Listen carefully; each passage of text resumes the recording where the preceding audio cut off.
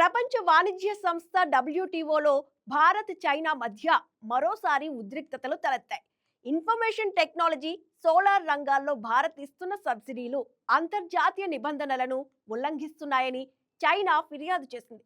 ఈ ఏడాదిలో భారత్పై డబ్ల్యూటీఓలో చైనా కంప్లైంట్ చేయడం ఇది రెండోసారి కావడం గమనార్హం. ఈ ఫిర్యాదు ఏం సూచిస్తుంది? భారత్ స్పందన ఏంటి? వివరాలు ఈ స్పెషల్ స్టోరీలో.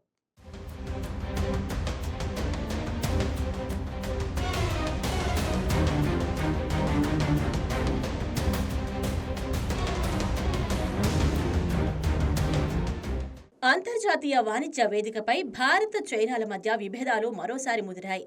ఇన్ఫర్మేషన్ అండ్ కమ్యూనికేషన్ టెక్నాలజీ ఉత్పత్తులు, సోలార్ రంగంలో భారత్ అందిస్తున్న సబ్సిడీలపై అభ్యంతరం వ్యక్తం చేస్తూ చైనా ప్రపంచ వాణిజ్య సంస్థ డబ్ల్యూటీఓలో పిటిషన్ దాఖలు చేసింది. 2025 సంవత్సరంలో భారత్కు వ్యతిరేకంగా చైనా డబ్ల్యూటీఓను ఆశ్రయించడం ఇది రెండోసారి.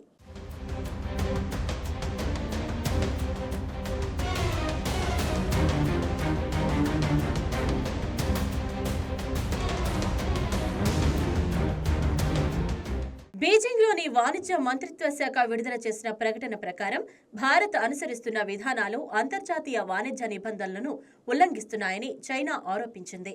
భారత ప్రభుత్వ చర్యలు నేషనల్ ట్రీట్మెంట్ సూత్రాలకు విరుద్ధంగా ఉన్నాయని తెలిపింది. ఇది డబ్ల్యూటీఓ నిబంధనల ప్రకారం నిషేధించిన దిగుమతి ప్రత్యామ్నాయ రాయితీలను అనుసరిస్తుందని పేర్కొంది.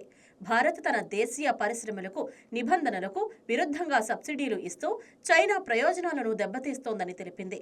తద్వారా భారతీయ కంపెనీలకు అన్యాయమైన పోటీ ప్రయోజనం కలుగుతోందని వాదించింది.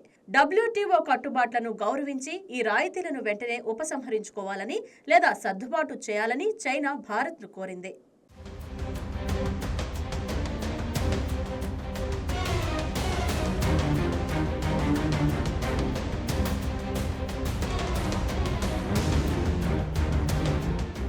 చైనా ఫిర్యాదుపై భారత వాణిజ్య మంత్రిత్వ శాఖ ఇంకా అధికారికంగా స్పందించలేదు.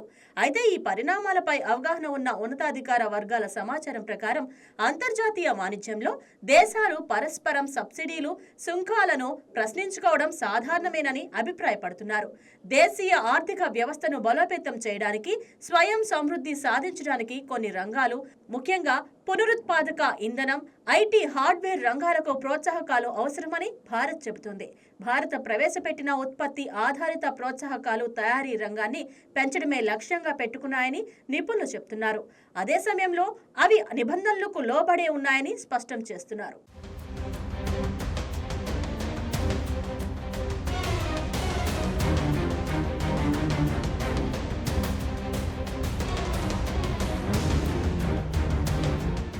గత అక్టోబర్లో కూడా ఎలక్ట్రిక్ వాహనాలు, బ్యాటరీ రంగాల్లో భారత్ ఇస్తున్న సబ్సిడీలపై చైనా డబ్ల్యూటీఓలో ఫిర్యాదు చేసింది.